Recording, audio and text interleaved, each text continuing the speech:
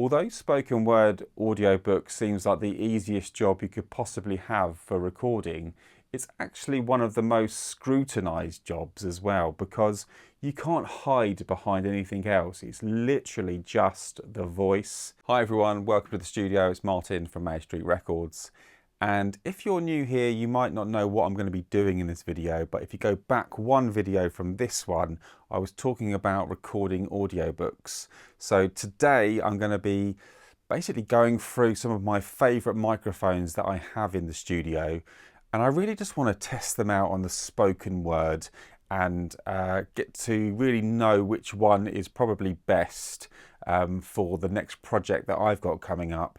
And hopefully it will help you out as well if you've got a project coming up to do with voice recording and you may have some of the microphones that I have, or you're interested in getting one, then maybe it will help you out to hear what they sound like before you spend the money. So let's dive in and have a look at the mics. So if you're new to my videos, you won't know that I actually have a studio space here, where I record pianos, guitar stuff, can do some vocal stuff in here as well. But really this is the control room, and through to another building is actually where the live space is, which is what this monitor is showing. And that table there has the microphone, so we're going to go to that table now and have a look at the mics. But that's just really the setup, so you know the booth, or the live room if you like, is actually in another building from the studio control room. So I'll go to that now.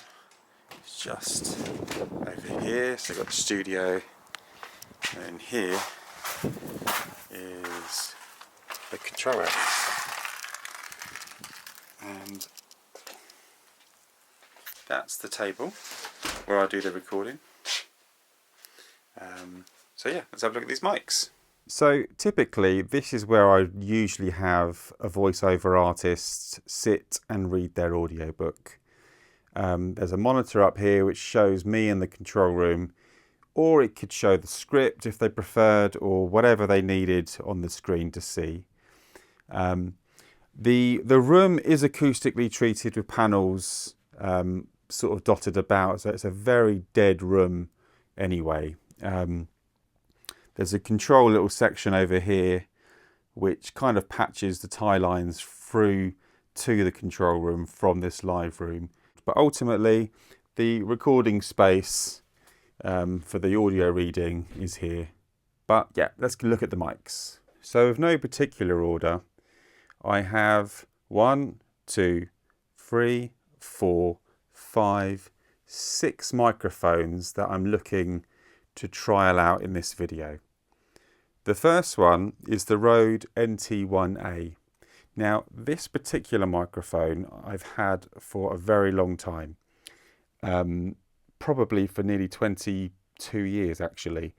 Now it's a condenser microphone and it has a large diaphragm, and what that kind of does to the sound is makes things quite larger than life. So it's really good on vocals. I like this pop cover to be on, really to keep the dust away, but I kind of find it loses its high sort of presence when it has this on more, because it's quite a bright sounding microphone. So it'll be interesting to hear this with spoken word. The next one, you may know the look of it. It's the Electrovox RE20, and it's extremely popular in the radio world. You'll see it in many radio stations. It's a dynamic microphone, so it doesn't need phantom power to work, and it can take quite a full-on impact of low sound. So it's found a lot in kick drums. It's good on vocals because you can get quite close to it with some good frequencies pushing in, and it does a lovely warm sound job. For audiobooks, it's going to be interesting, and we'll get into that technicality in a minute. But anyway, that's the Electrovox RE20. The next one, which you may sort of recognise really because of the shape, it's like the older brother now of the SM7, but this is the SM7b. by Shure, and it's again a cardioid. Well, it's got different pattern pickups on it, but I look at it as a dynamic cardioid microphone, which is really nice on vocals. Sounds very warm and pleasing to sound to the ears. And you see it a lot on the podcasts, don't you? You know, it's that popular microphone that everyone seems to have in front of them, and everyone's like, is that a microphone or is that some sort of contraption like a camera? But no, it is a microphone. It's actually quite a legendary mic. It's been around for a while, is what I mean. Okay, so the next one is a shotgun microphone, and this is the Rode NT1G, and it's extremely light. It is a shotgun mic, which means it's kind of a directional point, and that's the pickup. It's a super cardioid pickup, which if you're not sure what those sort of terms mean when I say super cardioid, it's worth really checking them out. But it basically means it has a very particular pickup area, and it will cancel other stuff from behind and to the side, which is, you know, the reason why I kind of picked this one up to test, because ultimately when you do a voiceover, you really just want to be capturing the exact source in front. You don't really want to be capturing the room or anything around it. So this will be an interesting one to pick up. It's a condenser mic as well, so it's a small diaphragm condenser, so it needs to have phantom power for it to be powered up and be heard properly. But that would be an interesting one to listen to as well. Next, I've got the AKG C414, which is a classic of a condenser mic with many pickup patterns to choose from. I'm most likely going to keep it on a cardioid pattern for the audiobook, but we shall see, and maybe have a play with that.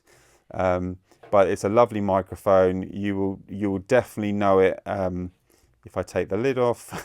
Say the lid, it's the actual the pop cover. And yeah, it's a lovely mic. I have two of these in the microphone. I normally have them sat above the piano all the time, ready to record. But yeah, it'd be nice to have a listen to this on, because I love it on singing vocals, but it'd be good to hear it on spoken word. And then the last one, which is already kind of rigged, because it was on the mic stand already, so I thought I'd start with this one, is the Neumann U87 large diaphragm condenser mic. Now, this is a really favourite choice for microphones. It goes without saying, Neumann are a very respected microphone brand company, and they definitely dominate the market when it comes to studio microphones. For voiceover, I've seen it being used. I've used it on voiceovers. Sometimes clients just request it. Lots of people just point to it straight away. And I'm looking forward to hear the difference between this microphone and the others that are in front of me, and really compare. And the reason for that is really the price difference. So yeah, they're the ones we're going to be recording with and just speaking through, and then we'll have a listen back and see what they sound like. So yeah, that's that. So they're the microphones, and yes, you may realise there is a difference in price range. So I'm testing microphones from £2,500 English pounds to maybe £150 as well. So I'm not expecting the cheaper one to be worse sounding, because they're just two different jobs and they have different brands, etc. But what I am interested in to hear really is the clarity of the spoken word, because at the end of the day, although spoken word audiobook seems like the easiest job you could possibly have for recording, it's actually one of the most scrutinized jobs as well, because you can't hide behind anything else. It's literally just the voice. So it's pretty naked, and any issues with it are heard and are, you know, no one really wants to continue listening. So I'm recording into a mic preamp, which is my Neve 1073 DPX, and that's then going into my sound card and then into Pro Tools. But anyway, enough chatting. I know you want to hear these. I definitely want to. So let's start to listen to the mics. So at this point, I start recording, and I'll be honest, I had nothing really planned to say, so I just came up with a random sentence, which you'll hear in a minute. But I'll just quickly talk about the fact that I have the table, and the table itself has some acoustic sort of foam sort of panels on the table to try and eliminate some reflections. It's not 100% necessary. I do it just to make myself feel better that I've done that extra thing, if I'm honest. And the mic positioning is really designed so that the person speaking can still look into the microphone, but also not too close to the mic, so that it's in their way of actually being able to read what they're reading, i.e. the book or the iPad, the script, etc. So yeah, that's that. So there you go. I've recorded into the microphones. I've just ad-libbed a sentence which literally came from nowhere and used that as my go-to sentence for each microphone. So yeah, let's have a listen. The person went into the room and then decided they wanted to be in the room for as long as possible, because quite frankly, they did not want to spend any time with anybody else on that day. So the person went into a room and decided they wanted to stay in that room as long as they could, because quite frankly, they didn't want to spend any time with anyone that day. So the person went into the room and decided to shut the door and quite frankly keep away from everyone, because they didn't want to be with anyone that day and just stay in the room. So the person went into the room and decided that, you know what, today I don't want to be around anybody else and I'm just going to stay in the room to enjoy the day. So the person went into the room and decided to shut the door and quite frankly stay in there and enjoy the day being on their own.